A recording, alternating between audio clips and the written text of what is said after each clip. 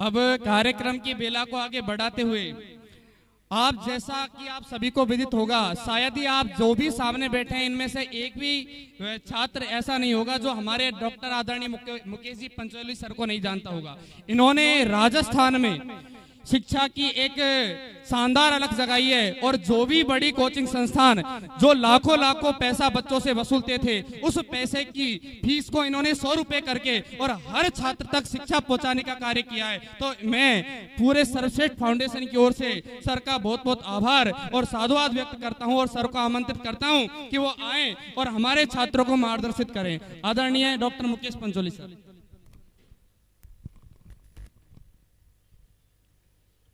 आप सभी को मेरा प्रणाम, सभी को नमस्कार।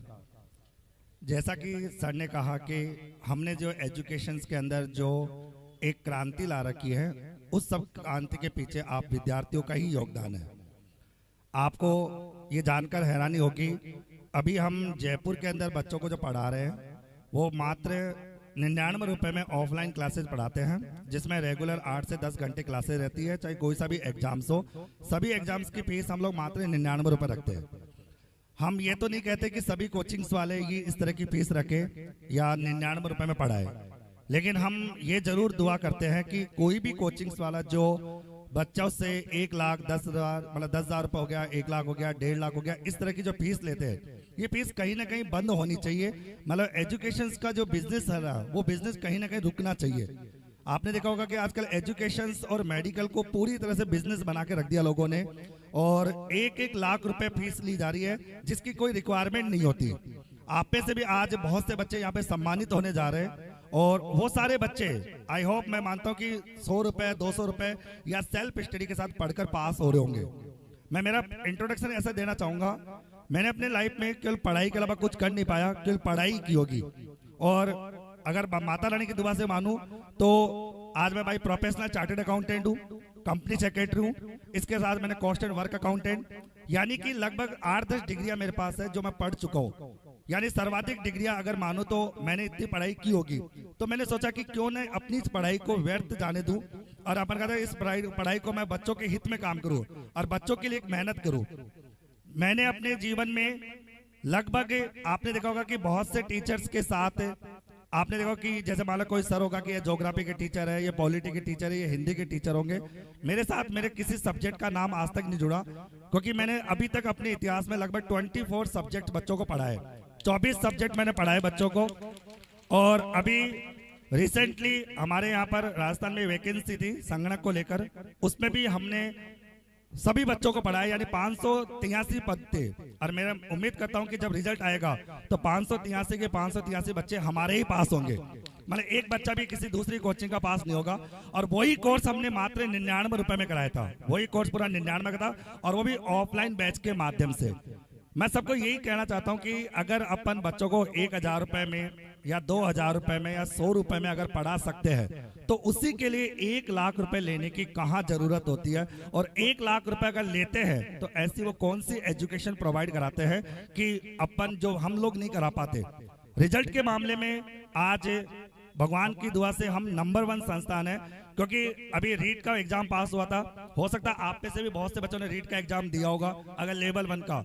तो मैं ये जरूर उम्मीद करता हूं कि लगभग 16,500 पदों में से हमारे पास 11,300 से भी ज्यादा बच्चों के रिजल्ट है, यानी 11,300 बच्चों को हमने पास कराया था। और उस समय हमारी फीस थी मात्र 51 रुपए, 99 से घटाकर हमने 51 रुपए कर दी थी। तो 51 रुपए में जब हम 3rd ग्रेड टीचर बना सकते हैं, 350 रुपए में RS की तैयारी करा सकते हैं। 2018 की वैकेंसी में हमारी छोटी सिस्टर 5वीं रैंक के साथ SDM बनती है, उसके साथ 168वीं रैंक के साथ छोटा भाई मोहित पंचोली तहसीलदार बनता है। तो अगर अपन कम से कम फीस में पढ़ा सकते हैं तो उसके लिए अधिक फीस लेने की कहीं कोई जरूरत नहीं होती। अब मैं आपको बता दूं कि पढ़ने के लिए क्या चीजें जरूरत होती है। जैसे मैं कई बार लाइव क्लासेस के माध्यम से भी बोलता हूं, पढ़ाई के लिए सबसे पहली जरूरत होती है विश्वास। विश्वास सबसे बड़ी जरूरत होती है। जैसे कि आप इस लाइब्रेरी में पढ़ रहे हो तो आपका कहीं ना कहीं विश्वास इस लाइब्रेरी के प्रति है कि अगर यहाँ से पढ़ेंगे, यहाँ की अगर अनुशासन के साथ पढ़ेंगे, डिसिप्लिन में रहकर पढ़ेंगे तो हम यहाँ से सफल होंगे, ये आपका विश्वास है। और विश्वास के साथ यहाँ पर आते हो और आप सफलता प्राप्त करते हो। दूसरी बड़ी बात होती है आपकी रेगुलरिटी, नियमितता होना सबसे ज्यादा जरूरत होती है। बहुत से बच्चे क्या होता है, एक दिन क्लास आते हैं, 2 दिन क्लास आते हैं, फिर क्लास को छोड़ देते हैं, फिर छुट्टी पे चले जाते हैं और कोई ना कोई बहाना बनाते रहते हैं कि सर घर में शादी थी, घर में ये हो गया वो हो गया। मेरा मानना होता है कि आपका मतलब नियमित होना जरूरी होता है। अगर आप बहाना लगाते हो, रेगुलर नहीं रहते, तो आप कहीं ना कहीं असफल होते हो। मैं मेरे एग्जाम्पल बता देता हूँ, शॉर्ट्स में बताना कोशिश करता हूँ कि जैसे कि मैं एक बार क्लास ले रहा था, 14 फरवरी 2018 का समय था और क्लास लेने में घुस रहा था, 9:15 बजे का टाइम था और उसी दौरान मेरा छोटा भाई 9:08 पर मतलब एक्सपायर हो जाता है रोड एक्सीडेंट से। बट मेरी क्लास थी 9:15 बजे और मैं हमेशा वचनबद्ध था कि मैंने अपने जीवन में 22 साल के करियर में कभी क्लास को नहीं छोड़ा। क्लास लिए घर में कोई मरा है तो भी क्लास ली है और घर में अगर कोई शादी हुई है तो भी मैंने क्लास ली है। मैंने क्लास कभी नहीं छोड़ी अपने इतिहास में। मतलब मेरे भाई के मरने के बाद भी मैं क्लास ले रहा था। उसी प्रकार 12 जून 2011 में मेरी जब शादी थी, उस दिन में मैं क्लास ले रहा था, मैं पढ़ा रहा था और ये कोई बहाने नहीं कर रहा था। आपने देखा होगा राजस्थान के अंदर एक नया माहौल बना पड़ा है रील बनाने का। शादी है, शेरवानी में क्लास ली जा रही है, हल्दी की फोटो दिखाई जा रही है, ये दिखाया जा रहा है। मैंने आज तक क्लास ले रहा था तो ये नहीं दिखा रहा मैं कि भाई देखो मेरी शादी है, मैं क्लास ले रहा हूँ, देखो मैं शेरवानी में क्लास ले रहा हूँ। भाई शेरवानी 2 मिनट बाद भी पहन सकते हैं, हल्दी 2 मिनट बाद भी लगा सकते हैं। क्लास में दिखाने की कहाँ जरूरत पड़ रही है उस हल्दी को या उस शेरवानी को। तो ये एक्चुअली दिखाने का तरीका रह गया और इसको देख कौन रहे हैं? अपन लोग, सारे अपन लोग होते हैं। जैसे आपने देखा होगा कि अभी मुकेश अंबानी के बेटे पर रिहाना नाम की डांसर ने 74 करोड़ रुपए में गाना गाया। उसी वीडियो के नीचे लता मंगेशकर की छोटी सिस्टर कहती है कि हमारी दीदी को भी ऐसे स्टेज शो करने पर $1 मिलियन ऑफर किए गए थे, बट हमारी दीदी जो है ना वो शादियों में गाना गाने के लिए नहीं बनी है। तो हर कोई लता मंगेशकर नहीं बन सकता, तभी उनको भारत रत्न मिलता है। ऐसे नहीं कि हर कोई सिंगर बन जाएगा उसको भारत रत्न मिल जाएगा, ऐसे नहीं होगा सर। मतलब किसी को भी अवार्ड लेना है ना तो उसको उसके शालीनता में रहना पड़ेगा कि हम क्या कर रहे हैं। अब आप बताइए कि एक शिक्षक होके अगर कोई रील बनाए और अपने घर की परिवार की ऊटपटांग हरकतें बच्चों को दिखाए तो ये तो कोई शोभनीय नहीं है, कहीं पर भी शोभनीय नहीं है। आप अपनी पर्सनल लाइफ अपने पर्सनल कमरे तक रखो और अपनी प्रोफेशनल लाइफ आप प्रोफेशनल कमरे तक रखो। मैं आपको बता दूं हमारे परिवार में मेरा नंबर तो फिर भी 6ठे नंबर पे आता है। अब आप सोच लो कि जब मेरा नंबर 6ठे नंबर पे आता होगा तो हमारे परिवार में कितने टॉपर्स होंगे, हमारा परिवार किस लेवल का होगा। बट हमने सोशल मीडिया पर इस तरह की कभी हरकतें नहीं की। देखो मेरे मामा MLA हैं या मेरे छोटे भाई के ससुर जी सचिव है कर्मचारी चयन बोर्ड के, मैंने ऐसा कहीं पर भी सोशल मीडिया पर ये चीजें नहीं डाली। आपने भी देखा होगा कि जैसे मैं आज गंगापुर सिटी आ रहा हूँ तो मैं ये नहीं कि बस एक पोस्ट डाली थी कि गंगापुर सिटी जा रहा हूँ, ये नहीं रील बना रहा हूँ बच्चों मैं आ रहा हूँ गंगापुर सिटी, आप आना फलाना। जिसको आना होगा वो आएगा, जिसको नहीं आना होगा नहीं आएगा। हम इस तरह के प्रचार कभी नहीं करते। मैं सोशल मीडिया पर इस तरह से बहुत चीजों से दूर रहता हूँ। आप सभी लोग जो भी सफल होना चाहते हैं ना, सबसे पहली चीज तो इस सोशल मीडिया का आप गलत यूज जो कर रहे हो इसे छोड़ना आपको पड़ेगा। आप अपने दिल पर हाथ रख के देखना कि आप 24 घंटे से लगभग 2 या 3 घंटे 4 घंटे आप रील देखने में लगे रहते हो, आलतू फालतू रील देखने में लगे रहते हो। तो एक्चुअल में रील और रियल इन दोनों में दिन रात का फर्क होता है। दिन रात का मेहनत करनी पड़ेगी, रेगुलेटरी रखनी पड़ेगी और आपको नियमित तौर पर 8 घंटे 10 घंटे जो भी आप सोचते हो वो पढ़ना पड़ेगा। और उसके बाद लास्ट पॉइंट होता है आपकी ईमानदारी। आपको अपने ऊपर ईमानदारी से मेहनत करनी होगी। आपने कई बार देखा होगा कि मैं बेखौफ होकर किसी भी चीज को लेकर मैं बोल देता हूँ। क्यों? क्योंकि मैं बेईमान नहीं हूँ, मैं ईमानदारी के साथ बात करता हूँ और कभी भी कोई बात झूठ नहीं बोलता। तो एजुकेशन लाइन के अंतर्गत बच्चों को सफल होना है ना, तो आज की जो बेसिक रिक्वायरमेंट है वो बेसिक रिक्वायरमेंट है आपके सोशल मीडिया से दूरी रखना। आप सोशल मीडिया से जितना ज्यादा दूर रहोगे उतना आपके भविष्य के लिए सही रहेगा, आपके फ्यूचर के लिए सही रहेगा, आपकी सफलता के लिए सही रहेगा। अगर आपने सोशल मीडिया को अगर अपना बना लिया और बहुत टाइम रील में देखने में लगा दिए तो आपके लिए गलत रहेगा। मैं लाइब्रेरी के ऊपर ही बात करना चाहूंगा। लाइब्रेरी हमारी भी जयपुर में है, लेकिन मैंने एक अनुभव किया, हो सकता है आप लोग भी ऐसा करो। अब ये लाइब्रेरी सही 24 आवर्स है, 24 घंटे लाइब्रेरी। तो मैंने एक चीज देखी, 2-3 बच्चों से बात की, मतलब भाई साहब तू रात को लाइब्रेरी में आता, दिन में क्यों नहीं आता?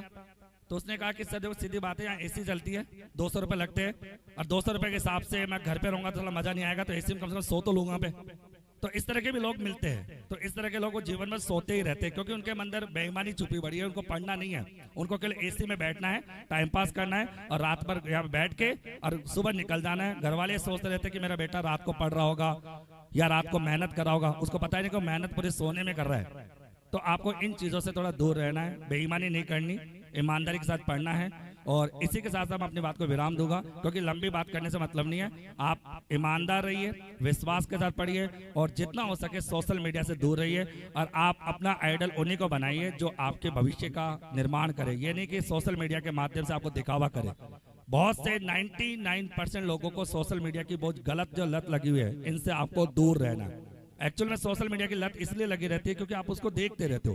तो आप किसी भी एग्जाम्स में सफलता प्राप्त करना चाहते हो, मैं मेरा बता देता हूँ, कोई भी एग्जाम टिपिकल नहीं होता सर, कोई भी एग्जाम टिपिकल नहीं होता।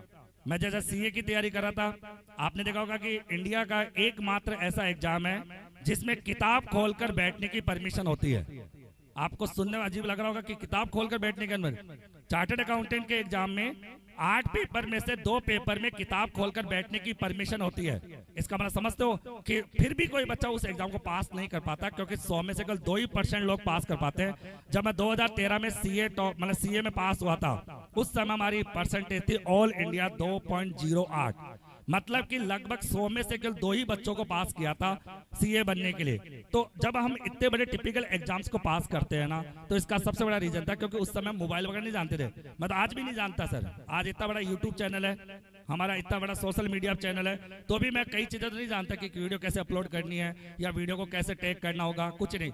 आपने ये भी देखा होगा हमारे चैनल पर लगभग 130 मिलियन व्यूज है, और हमारे चैनल पर कोई कॉपीराइट नहीं है। यानी हमारे चैनल के तुम सारे वीडियो चुरा के कहीं डाल दोगे ना, तो भी हम किसी भी प्रकार का कॉपीराइट नहीं देते। जनरली आपने देखा होगा कि किसी का चैनल अगर 1000 का भी बन जाता है ना, उसमें कॉपीराइट डालना शुरू कर देता है, जबकि हम किसी भी प्रकार का कॉपीराइट नहीं डालते, क्योंकि हमने जो चैनल बनाया है ना, वो बच्चों के लिए बनाया है, बच्चों के हित में बनाया है। और बच्चा अगर उस वीडियो को चोरी करके पढ़ता है तो उसमें फायदा बच्चे को ही है। तो हम कॉपीराइट वगैरह कोई भी क्लेम आपको नहीं देते।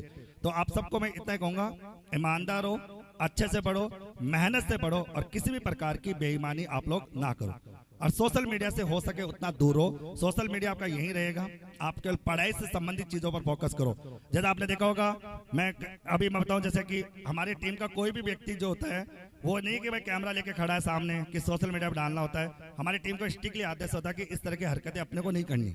बस ठीक है, पोस्ट डाल दी, बता दिया कि आप गंगापुर सिटी गए थे, प्रोग्राम था, अच्छा था, और बच्चों को सम्मानित करने के हिसाब से आए थे। और मैं अभी रास्ते में पूछ भी रहा था कि ये बच्चे जो पढ़ते हैं, इनको एक्स्ट्रा बेनिफिट क्या मिलता है।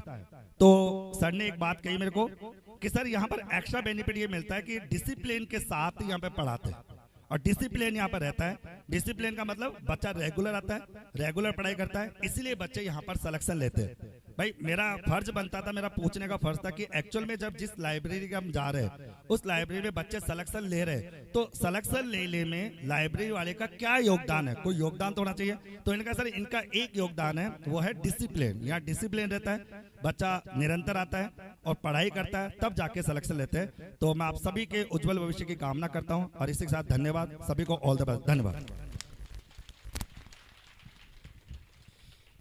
बहुत बहुत धन्यवाद।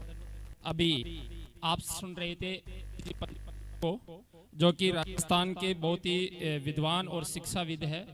मैं आपको बताना चाहता हूं कि सर ने बड़े बड़े इंस्टीट्यूट में काम किया, और अभी सर जो है वो स्वयं का सिस्टम चला रहे हैं, और सेटिस्फेक्शन के लिए, आत्मसंतुष्टि के लिए सर ने मात्र 99 रुपीज़ में कोर्स जो है वो लॉन्च कर रखे हैं कि एक गरीब परिवार का जो बच्चा है ना, वो कभी जीवन में भी इस वजह से नहीं रहे नौकरी लगने से कि उसके पास में पैसा नहीं था। और सर के पास में बहुत सारी डिग्रियां भी है। मुझे ऐसा लगता है कि राजस्थान का बच्चा जो है वो 80% बच्चा जो प्रतियोगिता परीक्षा